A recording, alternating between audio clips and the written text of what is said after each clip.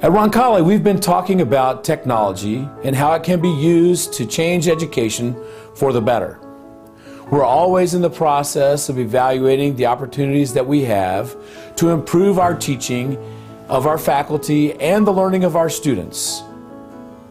I recently reminded our group of a speaker that I had heard several years ago who recalled the fact that if you took a list of the top 100 companies in our country in 1900 and compared it to a similar list of the top 100 companies in 2000, only 6 companies were still on the list 100 years later.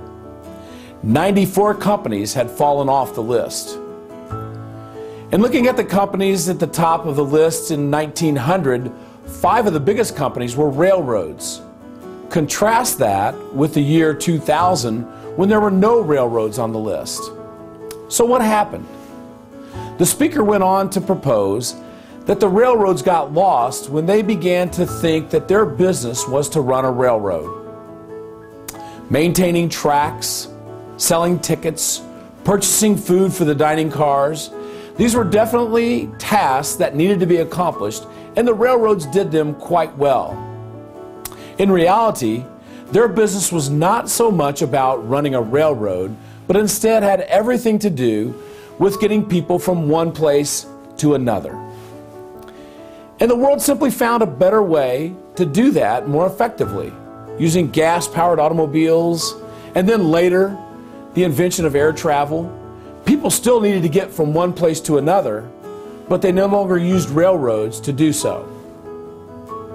I think this idea has implications for businesses and other organizations, including schools. We need to ask ourselves, what is it that we really do? At Roncalli, is it our business to simply run a school, or is there something more essential? What is it that you hope that we do?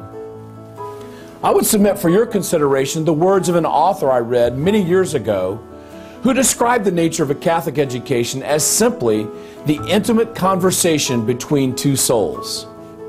I love the image that that phrase conjures up. Perhaps because I've seen that intimate conversation be so powerful as it unfolds over the years. In some ways, our business at Roncalli is similar to the railroad in that we are about taking students from one place to another. The social, intellectual, and spiritual growth of our students all figuratively move them to new places in their lives. So as we look at the ways to implement technology at Roncalli, we're essentially asking, what role might technology play in assisting these conversations? I hope that you will continue to pray for us and the work that we do in helping our students move from one place to another. May God bless you, and may God bless the Roncalli family.